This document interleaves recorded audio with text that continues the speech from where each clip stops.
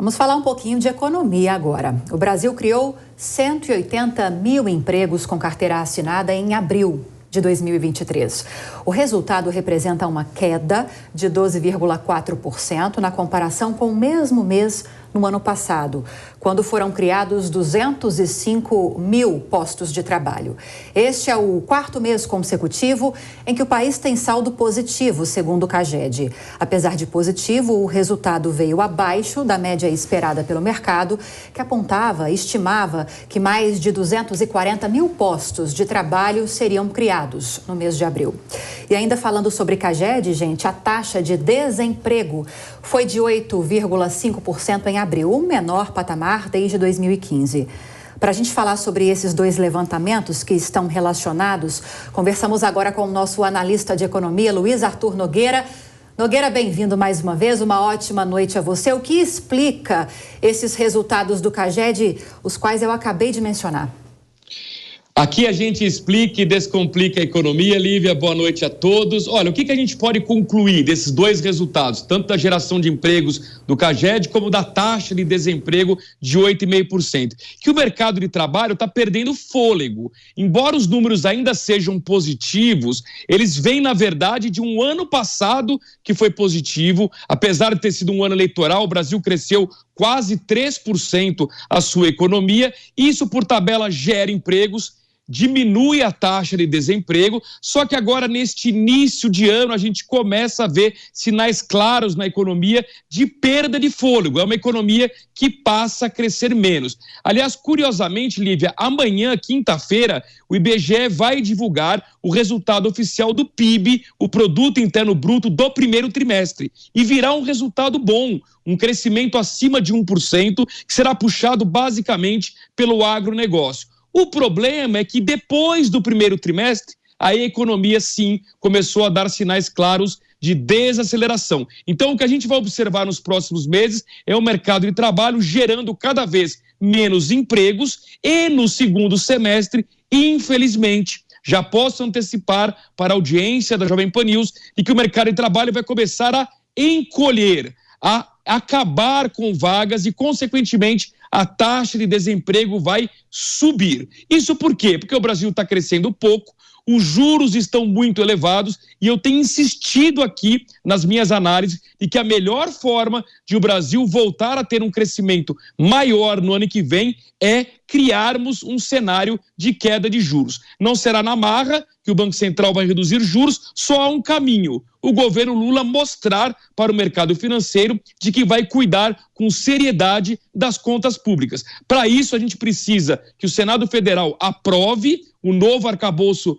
fiscal que já foi votado na Câmara dos Deputados e, além disso, que o governo Lula enxugue a máquina pública. Governo gastador é governo que não ajuda Banco Central a reduzir juros, por tabela não ajuda o país a crescer, consequentemente, o desemprego não irá melhorar no segundo semestre. Pois é, Nogueira, já que você mencionou contas públicas, inclusive o Banco Central divulgou que as contas públicas tiveram superávit primário que supera inclusive a casa dos 20 bilhões de reais no mês de abril. E esse índice é positivo? E se nós compararmos com o mesmo mês do ano passado, superou ou não? Esse que é o problema, Caniato. Superávit sempre é bem-vindo. Por quê? Significa o governo arrecadando mais do que gasta. Mas quando a gente compara os resultados deste ano com os resultados do mesmo período do ano passado, eles estão caindo pela metade. Então, claramente, as contas públicas estão piorando. E aí, o mesmo raciocínio que eu acabei de fazer para o mercado de trabalho, de que, infelizmente, vai piorar no segundo semestre, o mesmo raciocínio eu faço para as contas públicas. Já no mês de maio, já no mês de junho, no mês de julho, nós veremos resultados negativos. Ou seja, esse superávit de abril vai se transformar em déficit a partir de maio, com o governo gastando mais do que arrecada. E, na verdade, nós temos, Caniato, dois problemas neste ano no Brasil. O primeiro, as receitas vão crescer menos, porque a economia cresce menos, isso derruba a arrecadação. E, em segundo lugar, as despesas estão crescendo muito, porque, eu insisto, o governo Lula não dá sinais de que pretende controlar os gastos públicos. Em resumo, Caniato, está difícil convencer o Banco Central a cortar juros se o governo Lula não ajuda, mostrando de que terá seriedade na política fiscal. Agora, diante de levantamentos que falam de emprego, levantamento também que mostra superávit nas contas públicas, como você explicou para a gente, Nogueira, como foi o fechamento do mercado hoje? Muito ruim, Lívia. No último dia do mês de maio, predominou o mau humor internacional. Aí não é culpa só do Brasil, o mundo inteiro teve uma quarta-feira ruim. As bolsas europeias, americanas, asiáticas, todas fecharam em queda e o Brasil, claro, aqui não é uma redoma, não tem uma redoma, não somos uma ilha, nós também sentimos os impactos ruins do mundo. O que está acontecendo no mundo? Em primeiro lugar, risco de recessão global. A maior economia da Europa, a Alemanha, já está em recessão. A China, que é hoje o grande motor da economia, vem dando sinais de que a economia está fraca. Ou seja, a China não vai conseguir sozinha carregar o mundo nas costas. Além disso, os Estados Unidos estão com um problema enorme do teto da dívida pública, que está sendo votado, inclusive, hoje, lá no Congresso americano. Tudo isso junto gerou um mau humor enorme no mundo inteiro, refletiu na nossa Bolsa, que hoje caiu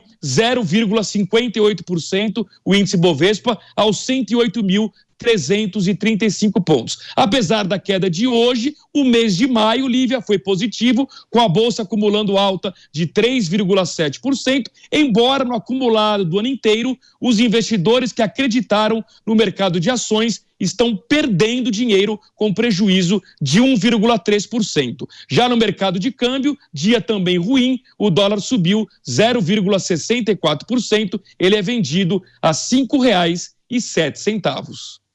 Ok, Luiz Arthur Nogueira trazendo um panorama e análises completos em relação às notícias econômicas deste meio de semana. Obrigada, viu, Nogueira? Boa noite, até amanhã. Obrigado e boa noite a todos.